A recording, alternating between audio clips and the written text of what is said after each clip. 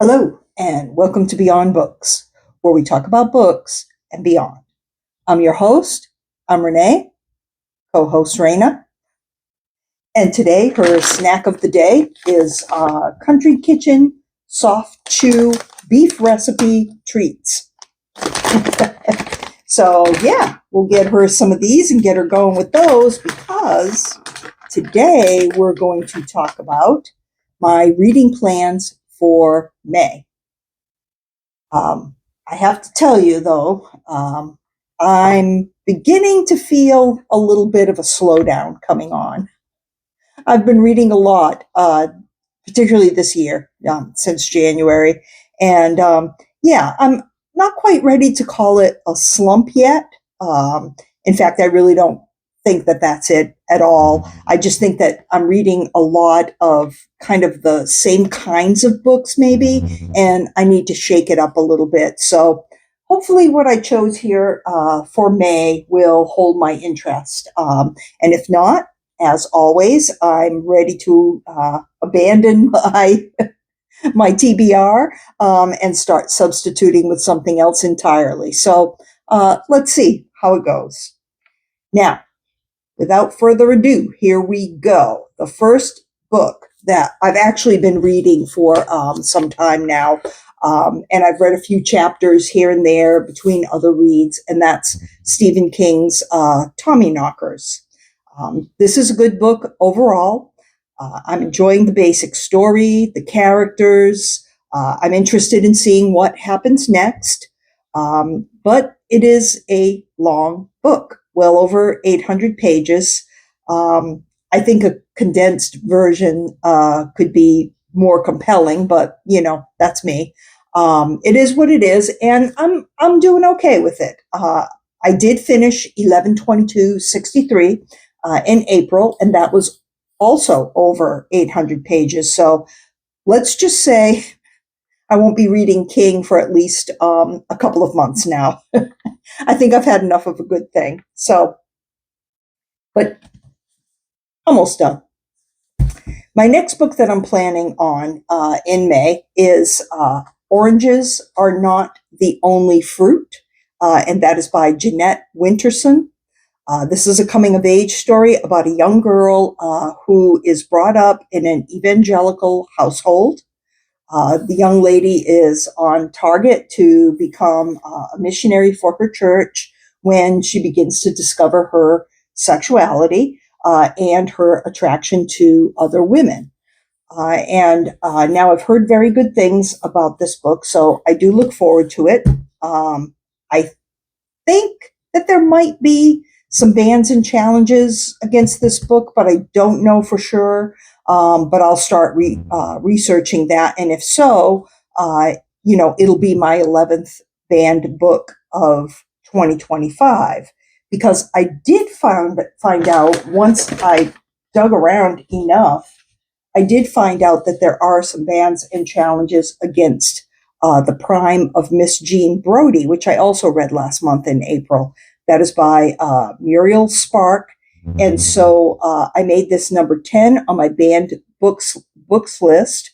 It does have some bans in Orange County, Florida, and I will do a full review and talk about that, which is fine with me because I actually have a lot to say about this book. So more to come. Next, what I really want to read is this new Patricia Cornwell book. It's a Kay Scarpetta mystery, which I generally love. This one is called Identity Unknown, and it takes place in this abandoned Wizard of Oz park, which is in North Carolina. It is a real place, by the way. It's in Beach Mountain, North Carolina, and I will put a link in the description to their website so you can take a look at that. But yeah, I'm looking forward to that one. Next is another book that I have a good outlook towards because it's been highly recommended to me. I've had it in my collection for a while, but I have not read it. This is The Seven Husbands by Evelyn Hugo.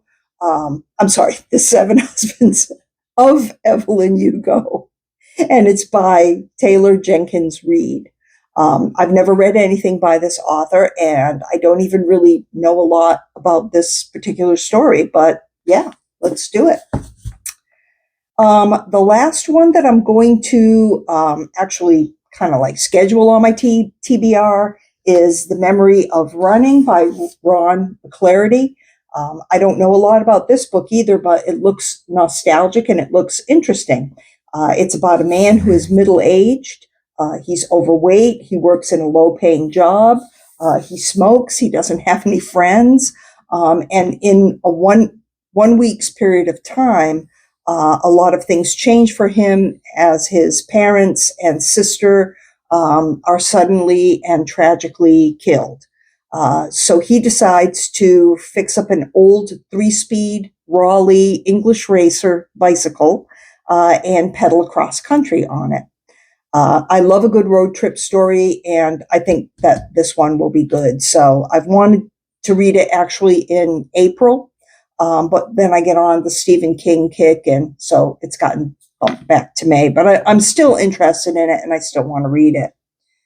So now remember that I will also have the May book of the month, maybe, if I like one of them, that is, which I haven't chosen yet. And I'm going to also get my hands on a copy of The Berry Pickers by Amanda Peters. This was recommended to me by Nick at Dr. Cranky Pants Reads. I'll put a link to the video that he created, and let me tell you, created is the word, because this guy puts his heart and soul into his videos. They're humorous, they're fun, they're witty, they're very original. And if you haven't seen his channel, then I highly recommend it. You should really take a look.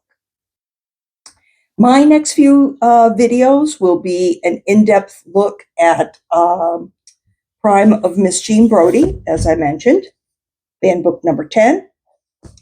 And then also a full review and an in-depth review of 6 Days in Bombay by Alka Joshi. This was my April book of the month.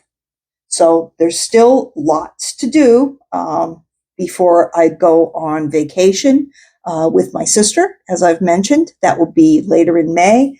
And I'll do some vacation vlogging, of course. And yeah, I'm really looking forward to that. So you will definitely hear and see more of that. I also want to say a big thank you to all of you who did the Spring is in the Air tag. It was created by Daniela at Unknown Reader Uncommon Reader and myself. And it's been so much fun to see it just go around the globe. Thank you so much for all you did with that tag. I really appreciate it. Now, at the end of this video, I'll have some updates on my AeroGarden growth. It's basically more lettuce and peppers and a salad and good stuff I made with that. So stick around if you can. Otherwise, have a great day. Remember to like and subscribe. One more snack for the road. And take care. All right, so here is my lettuce. I think this has been planted for probably about a month or so, and this here is I guess it's really a green leaf lettuce, but there is quite a bit of red on it. I don't know, maybe it's a red leaf, but yeah, these leaves are amazing. They're huge. This is probably the largest head of lettuce that I've ever grown. It's amazing. Keep in mind now, I've already taken 2 harvests off of this. One was not that much. The other one was quite a good amount that we used in a salad. And now I have all of this, which obviously needs to be cut, and I'm going to cut today. And then next to it is also, this is, believe it or not, another lettuce. This type of lettuce is called deer tongue. And this has grown very well. These aren't known to be that big of a plant, and the leaves always stay kind of small and slender like this, but it's a very good tasting lettuce. So yeah, I like that one. Up above it, I have the pepper plant, and this is bell peppers. I've gotten a few of them off here. Here's one here that I'll be picking today. And I think there's another one that's getting kind of close. There's a lot of buds, but not a lot have, yeah, one right here. A lot of buds, but none that have really come out to be, oh, here's another nice little one getting started here. Yeah, so, yeah, I'll take one pepper from it anyway. They're tasty. They're good. All right, so here's all the lettuce that we got off of that AeroGarden. Mostly, obviously, the red leaf, and once you take it away from the light, you can obviously see this is a red leaf lettuce. Didn't really look it under the lights as much, and usually the red leaf doesn't grow as large, so I was surprised at the size, again, of that plant. And then there's a little bit of deer tongue, not a whole lot. That deer tongue's struggling just a little bit because this other lettuce is so big. It's taken all the nutrition and light, but there's a little separation between them now the way I cut them, so hopefully some more light can get in. And this is the little pepper that I got, and its evil twin.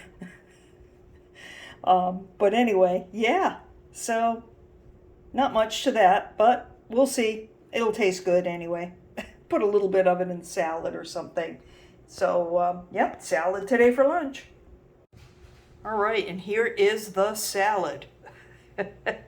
Has some chicken, grilled chicken, and this is all my own lettuce that I grew. And there's another salad just like it that has just as much lettuce in it, so that's great. I usually have to mix in a little store-bought, but yeah, I got some cherry tomatoes in there, some olives, chopped up the peppers, cucumbers, so that's going to be tasty. I think I'm going to put some ranch dressing on that, and that'll be yummy yum.